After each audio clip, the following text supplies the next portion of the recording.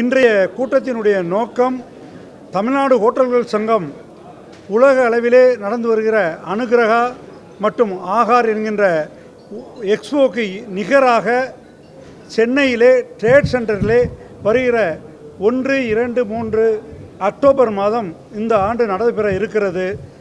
அதில் என்னவெல்லாம் இருக்கும் என்று சொன்னால் 5,000 ரூபாயிலிருந்து 5 கோடி ரூபாய் வரையும் உள்ள எக்யூப்மெண்ட்ஸ் எல்லாமே அங்கு பார்வைக்காக வைக்கப்படும். டெமோவும் இருக்கும். நீங்கள் அங்கே எது வேணுமாலும் செலக்ட் பண்ணி வாங்கிக்கிற வாய்ப்பு கிடைக்கும். இன்றைக்கி உலக அளவில் மிகச்சிறந்த எக்யூப்மெண்ட்ஸ் என்னவோ அந்த எக்யூப்மெண்ட்ஸ் இருக்கும். நம்ம தமிழகம் சார்ந்த உணவுகளுக்கு பயன்படக்கூடிய அத்தனை எக்யூப்மெண்ட்டும் அங்கே இருக்கும். பேக்கரி இருக்குன்னா பேக்கரியில் உள்ள ப்ராடக்ட்ஸை தயார் பண்ணுறதுக்கு உலகத்தரத்திலான எக்யூப்மெண்ட்ஸ் அங்கே கிடைக்கும். ஹோட்டல்கள் பெரிய பெரிய ஹோட்டலுக்கு வேண்டிய பெட்ஷீட்லேருந்து பில்லோவிலேருந்து அத்தனையும் அங்கே டிஸ்பிளே பண்ண போகிறோம்.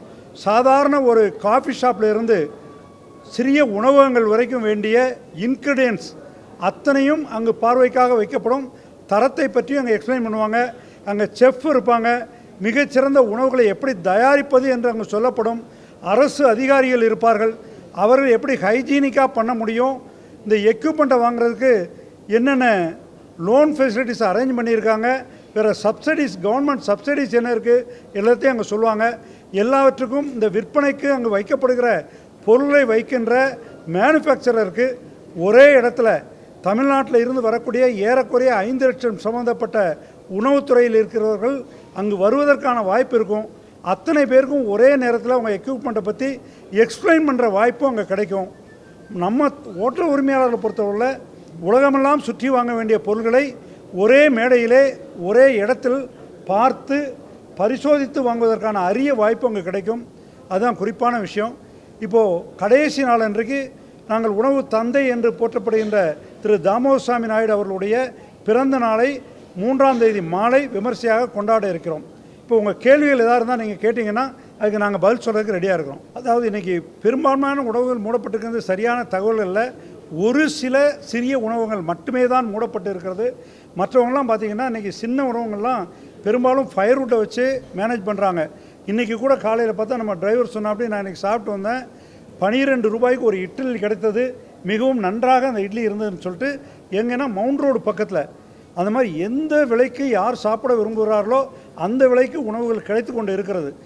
எல்பிஜி விலை உயர்வு உண்மையான ஒரு பிரச்சனை தான். அதனால் சிலிண்டர்ஸ் எல்லாம் இன்றைக்கி 2 மடங்கும் 3 மடங்கும் உயர்ந்திருக்கிறது.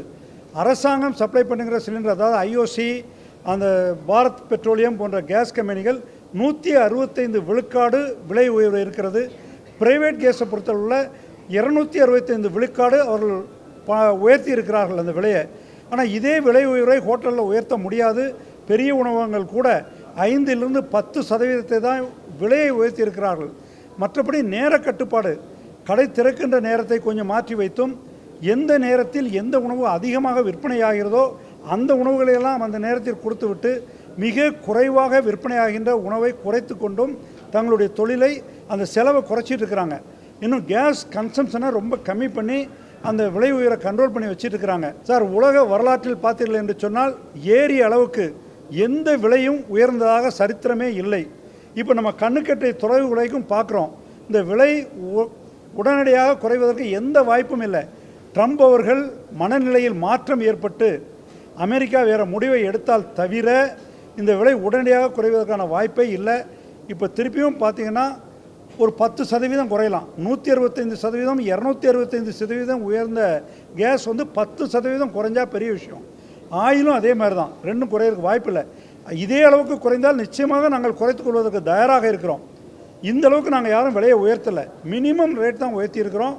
திருப்பி அந்தளவுக்கு குறைஞ்சா கண்டிப்பாக குறைக்க தயாராக இருக்கிறோம். அதாவது எக்ஸ்போஸ்க்கு இங்கே B2Bன்னு சொல்லுவாங்க. அதாவது அங்கே எக்ஸ்பிட்டார்ட்ட பர்ச்சேஸ் பண்ணக்கூடியவங்களை தான் அதில் முன்னுரிமையே கொடுக்குறோம். இந்த முதல் ஆண்டு என்பதனால எந்த கட்டணமும் நாங்கள் வசூலிக்க போகிறது இல்லை. ஆனால் ரிஜிஸ்ட்ரேஷன் கம்பல்சரி. ஏன்னா யாரெல்லாம் வர்றாங்கன்னு எங்களுக்கு தெரியணும், அவங்கள தான் உள்ளே அலோவ் பண்ண முடியும். ஏன்னா எங்கள் கூட்டம் சேர்க்கிறது பெரிய முயற்சி இல்லை. எங்கள் உறுப்பினர்கள் யாரெல்லாம் வாங்க விரும்புகிறார்களோ, உறுப்பினர் இல்லாதவர்கள் கூட அங்கே ஏதாவது பர்ச்சேஸ் பண்ணணும், ஒரு விவரத்தை தெரிஞ்சுக்கணுன்றவங்களுக்கு அங்கே தெரிந்து கொள்வதற்கான வாய்ப்பை கொடுப்பது தான் முக்கியமானது. லோக்கல் ப்ராடக்ட் எந்த அளவுக்கு சொல்கிறேன்னு கேட்குறீங்க. இப்போ கூட நான் அண்மையில் சென்றிருந்த போது கோயம்புத்தூர்லேருந்து எங்களுக்கு தேவையான ஒரு சில பொருட்களை இந்த மாதிரி நீங்கள் தயார் பண்ணி கொடுக்க முடியுமான்னு கேட்டிருக்கிறோம். அவங்க தயார் பண்ணி தாரோன்னு சொல்லி உத்தரவாதம் கொடுத்துருக்குறாங்க. நிச்சயமாக லோக்கல் பொருட்கள் நிறைய விற்க வாய்ப்பு இருக்குது. இன்றைக்கி சூழ்நிலை விறகடுப்பு கூட கரி இல்லாமல் எப்படி அதை புகை இல்லாமல் எரிப்பது என்பதை பற்றி கூட டெமோ இருக்குது. நிறைய ரிசர்ச் பண்ணிகிட்ருக்குறோம். அவங்களும் அங்கே டிஸ்பிளே பண்ணக்கு வர்றாங்க. அந்த ப்ராடக்ட்டும் இருக்கும். அதே மாதிரி வேஸ்ட் ஆயிலில் இருந்து எப்படி நம்ம எரிபொருளாக அதை மாற்ற முடியுங்கிறத பற்றியும் ஒரு ரிசர்ச் நடந்துகிட்ருக்குது. நிறைய ஹோட்டலில் இப்போ பைலட் ப்ராஜெக்டாக ட்ரையல் பார்த்துட்ருக்குறோம். அது சக்ஸஸ் ஆச்சுன்னா அதையும் அங்கே வச்சு நாங்களே ரெக்கமெண்ட் பண்ணி விற்கிறதுக்கு வழி இருக்கும். நிச்சயமாக தமிழகத்தில் தயாரிக்கப்படுகின்ற பல எக்யூப்மெண்ட்ஸ் வந்து சேல்ஸுக்கு அங்கே ஒரு வாய்ப்பை ஏற்படுத்தி கொடுக்கப்படும். இக்கட்டான சூழலில் நீங்கள் ஹோட்டல் நிறைய இடங்களை திறந்திருக்கு, அதுக்கு ஒரு பாராட்டுகள். குறிப்பாக இந்த மாதிரி எக்ஸிபிஷன் வைக்கிறது உண்மையாலுமே வரவேற்பு தகுந்த ஒன்று. ஏன்னா வெளிநாடுகள் மட்டும் போயிட்டு இருந்த சூழல்ல டெல்லி போன்ற இடங்கள் இருக்கு. நம்ம நாட்டிலையும் இந்த புதுசா தொழில் தொடங்குறதுக்கு ஒரு வாய்ப்பு இருக்கு. நம்ம கேட்கறதுன்னா இப்ப புதுசா இந்த ஸ்டார்ட் அப் கம்பெனி எல்லாம் இருக்கும்போது அவங்க இந்த பசங்களுக்காக என்ன பண்ண போறீங்க அந்த உற்பத்தி இந்த இதுல. அதே மாதிரி விவசாயிகள் இன்னைக்கு பாத்தீங்கன்னா ஒவ்வொரு டைம்லுமே விவசாய பொருட்கள் கம்மி விலைக்கு வருது. அந்த இடத்துல ஹோட்டல் தொழில் தான் கை கொடுக்கும். இந்த நிலையில பார்த்தோம்னா எல்லா ஹோட்டலும் முடிஞ்சது விவசாய பொருட்கள்லாம் நிறைய அவங்களும் நாட்டாங்க. இன்னைக்கு பேஸே விவசாய பொருள் வந்தாதான் ஹோட்டல் தொழில் இருக்கு. இப்போ அவங்களுக்கு என்ன பண்ண போறீங்க, அதே போல இந்த இளைஞர்களுக்கு என்ன பண்ண போறீங்கன்னா அவங்களுக்குன்னு ஒரு அரசு தான் பண்ணல, அரசு தான் ஒரு நிர்ணயம் பண்ணலன்னா நீங்க நினைச்சா பண்ண முடியும். ஏன்னா அதிகமான பொருட்களை விவசாயிகள் இருந்து வாங்குறது நீங்க தான். அவங்களுக்காக ஏதாவது ஐடியா இருக்கா உங்க தமிழ்நாடு ஹோட்டல் அசோசியேஷன் சார்பா? இந்த உணவு திருவிழாவில் அவங்களுக்கான முக்கியத்துவம் எந்த மாதிரி பண்ண போறீங்க? அதாவது இளைஞர்களை பொறுத்தவரை முதல் கேள்விக்கு உணவகத்துறையில் மட்டும்தான் அன்ஸ்கில்டு எம்ப்ளாயிமாங்க. பெரிய எந்த ஒரு ஸ்கில்லும் இல்லாத ஒரு எம்ப்ளாயி வந்தால் கூட வேலை வாய்ப்பை உடனடியாக கொடுக்குற ஒரே தொழிலகம் இண்டஸ்ட்ரி எதுனா ஹோட்டல் இண்டஸ்ட்ரி தான். அவங்க கொடுத்து நாங்களே பயிற்சியும் இலவசமாக கொடுத்து தங்குற நேரத்தில் அவங்களுக்கு உடை, உணவு, தங்குமிடம் மூணுமே இலவசமாக கொடுத்து பயிற்சி கொடுக்குறோம். இன்றைக்கி இருக்கிற ஆல் டிமாண்டில் அவங்க பயிற்சி எடுத்துக்கிட்டாங்கன்னா அந்த உணவு தான் கொடுக்கணும்னு அவசியம் இல்லை. இன்றைக்கி ஒவ்வொரு இடத்தையும் விளம்பரம் பார்த்திங்கன்னா ஒரு ஐடி இண்டஸ்ட்ரியில் கொடுக்குறத விட அதிக சேலரி பெறுற தொழில் எதுன்னு சொன்னால் உணவக தொழில் தான். இன்றைக்கி கூட எங்கள் இதில் இருந்து சாதாரண ஒரு சிறிய ஊர் தேனி, அங்கேருந்து விளம்பரம் கொடுத்துக்கிட்டே இருக்கிறாங்க. எங்களுக்கு ஆட்கள் தேவை, நீங்கள் ட்ரெயின் பண்ணி அனுப்புங்க, எங்கள் ஆள் உடனடியாக வேணும், நாங்களே ட்ரெயின் பண்ணுறோன்னு கூட. அந்த வகையில் எங்கேருந்து ஆள் கிடைச்சாலும் நாங்கள் எடுத்துக்க தயாராக இருக்கிறோம். நாங்களே ட்ரைனிங்கும் கொடுக்க தயாராக இருக்கிறோம். இது நாங்கள் இளைஞர்களுக்கு பண்ணுற பெரிய சேவைன்னு எடுத்துக்கலாம். விவசாயிகளை பொறுத்தளவில் விவசாயிகள் தவிர்க்க முடியாது. இது வின் சுச்சுவேஷன். எவ்வளோ தயார் பண்ணாலும் நாங்கள் எடுத்தாகணும், நல்ல பொருள் இருந்தால். இல்லைன்னா நாங்கள் தொழில் பண்ண முடியாது. இது நாங்கள் உங்களுக்கு பண்ணுற சர்வீஸ் இல்லை, எங்களுக்கும் தேவை இருக்குது. அதனால் விவசாய பொருளில் தொடர்ந்து நாங்கள் கைவிட தயாராக இல்லை. நிறைய பேர்ட்டு அட்வான்ஸ் கொடுத்து வாங்குகிறோம். நல்ல பொருள் எங்கே இருந்தாலும் வாங்கிக்கிறோம். டைரெக்டாக ஃபார்மர்ஸ்லேருந்து வாங்க தயாராக இருக்கிறோம். இடைத்தரகர்கள் இல்லாமல் எங்களை அப்ரோச் பண்ணுறவங்ககிட்டலாம் ஹெல்ப் பண்ணிகிட்ருக்கோம். உங்களுக்கு தெரிஞ்சவங்க இருந்தால் கூட டைரெக்டாக எங்கள் ஹோட்டலில் அப்ரோச் பண்ண சொல்லுங்கள், நாங்கள் எல்லாம் வாங்கி கொடுக்க தயாராக இருக்கிறோம். சார், உலக நாடுகள்னு சொல்லும்போது நீங்கள் ஸ்வீடனில் இருந்தும் வரதுக்கு இருக்குது, சைனாவிலேருந்து வர இருக்குது, பல்வேறு நாடுகள். இட்டாலி, அதாவது ஐஸ்கிரீம் ப்ராடக்ட்னு எடுத்துக்கிட்டிங்கன்னா அவர் சொன்ன மாதிரி இட்டாலி போன்ற நாடுகள்லேருந்து நிறைய வரதுக்கு இங்கே தயாராக இருக்குது. அது இல்லாமல் நீங்கள் பேக்கரி எக்யூப்மெண்ட்ஸ் நிறைய பார்த்தா ஸ்வீடன், மற்ற ஜெர்மன், இந்த மாதிரி நாடுகள்லேருந்து வர இருக்குது. கட்டிங் எக்யூப்மெண்ட்ஸ், காய்கறிகள் வெட்டுறதுக்கு நேற்று கூட ஒருவர் சொல்லிட்டு இருந்தார். நான் வாங்கி பார்த்தா 2 ஆட்கள் செய்கிற வேலையை ஒரே இது செய்துன்னு சொல்லிட்டு. அதனால் கட்டிங் மிகச்சிறந்த ஒரே மாடலில் ஒரே சைஸில் கட் பண்ணி கொடுக்குறதுக்கு நிறைய கட்டிங் எக்யூப்மெண்ட்ஸ் இருக்குது. அதை பண்ணி கொடுக்குறாங்க. இந்த டைம்லாம் முன்னாடி பார்த்திங்கன்னா பேக்கரியில் மட்டுமே பல அயல்நாட்டு பொருளை யூஸ் பண்ணிகிட்டு இருந்தோம். கான்வர்த்தம்னு சொல்லுவோம், இல்லை கன்வர்த்தம்னு 2 வகையில் சொல்கிறாங்க. அது கேஸ்லேயும் இயங்கும், மின்சாரத்துலேயும் இயங்கும்.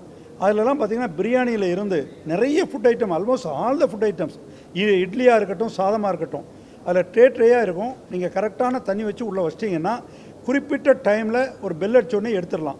இல்லை பெரிய ஸ்கில்டு எம்ப்ளாயி தேவையில்லை, அப்படியே உடனே சமைச்சு எடுத்துட முடியும். இந்த மாதிரி நம்ம சவுத் இந்தியன் டிஷ்ஷஸுக்கு கூட நிறைய எக்யூப்மெண்ட்ஸ் இருக்குது.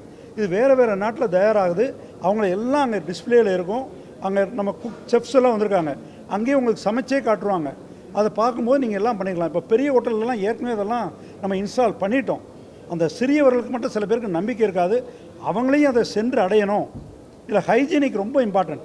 நம்ம கையிலேருந்து ஒன்று தவறாக வந்துட முடியாது, ஏதாவது ஒரு தூசி தவறி அதில் விழுந்துட முடியாது. இது எல்லாமே ரொம்ப சேஃப்டி, ஹைஜீனிக்காக இருக்கக்கூடிய வாய்ப்பு, எக்கனாமிக்கலாகவும் இருக்கக்கூடிய வாய்ப்பு. நிறைய கொண்டு வரும்போது பார்த்தீங்கன்னா நிறைய பேருக்கு வேலை இழக்க அபாயம். ஏன்னா அந்த தொழிலை செஞ்சுருக்கோம். அவங்களுக்கு வந்து நீங்கள் எந்த மாதிரி அவங்களுக்கு வந்து ட்ரைனிங் கொடுத்து எதாவது பண்ண போறீங்களா? ஏன்னா ஒரு ஒரு கம்பெனியில் வந்து கம்ப்யூட்டர் வந்ததுன்னா உடனே அந்த அந்த இதை புதுசாக தேவைப்படும். அதனால இப்போ நீங்கள் ஒரு எக்யூப்மெண்ட் கொண்டு வரும்போது கண்டிப்பாக ஏற்கனவே அங்கே வேலை செஞ்சுட்டு இருக்கவங்களுக்கு வேலை இழப்பு ஏற்படக்கூடிய ஆபத்து இருக்கும். இப்போ வந்து அவங்களுக்கு ஏற்கனவே இருக்கக்கூடிய ஓட்டல் தொழில் இருக்கிறவங்களுக்கு எந்த மாதிரி பயிற்சி கொடுக்க போறீங்க? சார், இன்றைக்கி ஒரு ரகசியத்தை உங்கள்கிட்ட சொல்லணுன்னா, ரியலாக எங்களுக்கு தேவைப்படுற அளவுக்கு ஆட்கள் கிடைப்பதில்லை. அதனால் இருக்கிறவங்களுக்கு வேலை போயிடுன்ற சிந்தனையே உங்களுக்கு தேவையில்லாத ஒரு சிந்தனை. இன்றைக்கி நாங்கள் எவ்வளோ பேர் இருந்தாலும் ஹோட்டலுக்கு நிறைய தேவை இருக்குது. அது இங்கே இல்லாமல் நார்த் இந்தியா வரையும் தேடி பிடிச்சி கொண்டு வேண்டியிருக்கு. ஏன்னா தமிழ்நாட்டிலேருந்து ஆள் கிடச்சா எங்களுக்கு ரொம்ப ரொம்ப நல்லது. ஏன்னா லாங்குவேஜ் ப்ராப்ளம், வர்றவங்ககிட்ட கம்யூனிகேட் பண்ணுறதுக்கு பெரிய பிரச்சனை.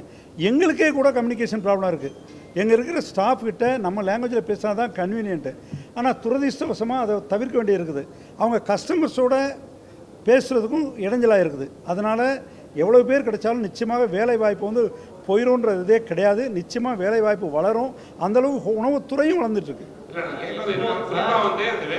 என்ன பண்ண போறீங்க? ஆளே கிடைக்கிறது இல்லைன்ட்டு இப்போ அவங்க தமிழ்நாடு கவர்மெண்டோ அல்லது வந்து வேற தனியார் வேலை வாய்ப்பு நிறைய நிறுவனங்கள் இருக்கு. இப்போ இந்த மாதிரி நிறைய கேட்குறாங்க. எந்த மாதிரியான வேலை வாய்ப்பு இந்த இது நிறைய பேர் வைப்பீங்களா? நாங்கள் வந்து நடத்த போறீங்களான்னு கேட்குறேன். கல்லூரிகளுக்கும் பள்ளிகளுக்கும் சேர்ந்து டைரெக்டாக ஆள் கிடச்சா எடுத்துகிட்டு இருக்கிறோம். நேரடியாக வர்ற ஆள் யார் இருந்தாலும் பெரிய திறமை கேட்டு பெரிய இன்டர்வியூலாம் கூட பண்ணுறதில்ல. நீ நல்லா வேலை செய்வா சரின்னு சொல்லி எடுத்து ட்ரையல் அண்ட் எரர் முறையில் எந்த வேலைக்கு அவங்கள ஃபிட் ஆவாங்களோ அந்த வேலையில் அவங்கள ஃபிட் பண்ண வைக்கிற துறை ஒரே துறை உணவகத்துறை தான்.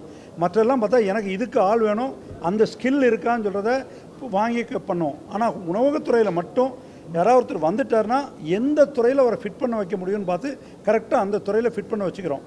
இன்னும் ட்ரைனிங் கொடுக்குறதுக்கும் சென்ற கவர்மெண்ட்டும் சில ஸ்கீம்ஸ் வச்சுருக்குறாங்க.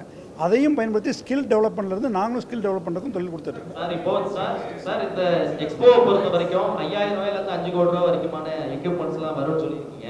இப்போ தமிழ்நாட்டில் நடக்கக்கூடிய எக்ஸ்போ எவ்வளோக்கு தமிழ்நாட்டில் இருக்கக்கூடிய இந்த இண்டஸ்ட்ரீஸில் பயன்படுதோ அதே வகையில் இதில் ஏதாவது நமக்கு டிஸ்கவுண்ட் கிடைக்குமா? குறிப்பாக வந்து நீங்கள் எல்லாம் ஏற்பாடு பண்ணுறதால வெளியிலேருந்து வர்ற வெளிக்கட்டிலேருந்து வர்றவங்க கூட நீங்கள் அவங்களுக்கு வந்து ஏதாவது டிஸ்கவுண்ட் கொடுக்கணும் அப்படின்னு ஏதாவது வலியுறுத்துவீங்களா? கண்டிப்பாக இருக்குதுங்க. எப்படின்னு பார்த்தீங்கன்னா, ஒரு இதை சொல்லுவாங்க, ஒரு பென்ஸ் காரோ ஏதோ ஒன்று வாங்கும்போது ஒரு பர்டிகுலர் கம்யூனிட்டி எல்லாம் ஒன்றா சேர்ந்து வாங்குறதுனால அன்இமேஜினபிள் டிஸ்கவுண்ட் அந்த கம்பெனி கொடுக்க வேண்டி வந்தது. அதே மாதிரி இங்கே எங்கள் உணவு தொழில் சேர்ந்தவங்க அவ்வளோ பேரும் ஒன்றா இருக்காங்க. ஒரு எக்யூப்மெண்ட் வாங்குறதுக்கும் 5 எக்யூப்மெண்ட் வாங்குறதுக்கும் வித்தியாசம் இருக்குது. இதை குறிப்பாக நீங்கள் சைனாவில் பார்த்தீங்கன்னா அவன் கேட்கும்போது ஒரு பொருளை பார்த்து நீங்கள் என்ன விலைன்னா எத்தனை உங்களுக்கு வேணும்னு அடுத்த கேள்வி கேட்பான். எத்தனை தொழில் வாங்குறோமோ அதுக்கு மாதிரி இருக்கும். நீங்கள் அமேசானில் கூட ஒரு ஆர்டர் போட்டிங்கன்னா 1ன்னு போட்டால் ஒரு விலை வரும், நீங்கள் 5ன்னு போட்டால் இன்னொரு டிஃப்ரெண்ட் ரேட் வரும். இதே முறையில் நாங்கள் எல்லாம் ஒன்றா சேர்ந்து அந்த பர்ச்சேஸை பண்ணுறதுக்கு இருக்கிறோம். அதனால் ஆட்டோமேட்டிக்காகவே அந்த குவான்டிட்டி டிஸ்கவுண்ட்டும் இங்கே வர்றதுனால இருக்கிற டிஸ்கவுண்ட்டும் கண்டிப்பாக கிடைக்கும். அதில் சந்தேகமே வேண்டியதில்லை. சார், இந்த இண்டஸ்ட்ரியில் நீங்கள் வந்து நாங்கள்லாம் தொழிலுக்கு வரும்போது ஒரு 25 ஆண்டுகளுக்கு முன்னாடிலாம் பார்த்தீங்கன்னா ஒரு சில நார்த் இந்தியன் ஃபேமிலிஸ் மட்டும்தான் ஹோட்டலுக்கு சாப்பிட வருவாங்க வீக்கெண்டுன்னு பார்த்தா. இப்போ அந்த கல்ச்சர் மாறி நம்ம மக்கள் கூட நிறைய சண்டேனா one day our kitchen closed அப்படின்ற ஒரு கல்ச்சருக்கு வந்திருக்கிறாங்க. 2 விஷயம், 2 பேரும் வேலைக்கு போகிறதுனாலையோ வீட்டில் குழந்தைய பார்த்துக்கனாலோ எதனாலையோ சமைக்கிறதுக்கு வாய்ப்பு இல்லாமல் போகிறது ஒன்று. 2வது ஒரு சேஞ்சுக்காக வேண்டி வெளியில் வந்து ஆகணுன்றது ஒன்று. 2வது அவங்க எக்ஸ்பெக்ட் பண்ணுற டிஃப்ரெண்ட் வெரைட்டி ஆஃப் ஃபுட்டு. இன்றைக்கி என்ன மாதிரி நினைச்சாலும் அந்த வெரைட்டி ஆஃப் ஃபுட்டு சாப்பிட முடியுது. அவங்க வீட்டில் அந்த வெரைட்டி ஆஃப் ஃபுட்டை ப்ரிப்பேர் பண்ணி சாப்பிட்றது வெரி டிஃபிகல்ட். கம்பேர் பண்ணிங்கன்னா அவங்க 2 பேருக்கு சமைக்கிறதுக்கு அவங்க ஆக்கக்கூடிய செலவை விட ஹோட்டலில் அந்த 2 பேர் வந்து ஸ்டார்ட் பண்ணாங்கன்னா அந்த செலவும் குறைவு, வெரைட்டியும் டேஸ்ட் பார்க்க முடியும். அதனால் இவங்க அந்த டெவலப்மெண்ட் வந்து ரொம்ப அதிகமாக இருக்குது. நீங்கள் என்ன தான் ஸ்மார்ட்டோ ஸ்விக்கின்னு வந்து டைரெக்டாக வீட்டில் டெலிவரி இருந்தால் கூட இந்த அட்மாஸ்பியரை என்ஜாய் பண்ணி எக்ஸ்பீரியன்ஸ் பண்ணி சாப்பிடக்கூடிய மக்கள் அதிகமாகிட்டே போகிறாங்க. இந்த உணவகத்துறை இன்னும் பெட்ரு எக்ஸ்பீரியன்ஸை கொடுக்கும், இன்னும் பெட்ரு வெரைட்டிஸை கொடுக்கும். அதனால் நிச்சயமாக ஒரு பெரிய நல்ல க்ரோத் இருக்குது.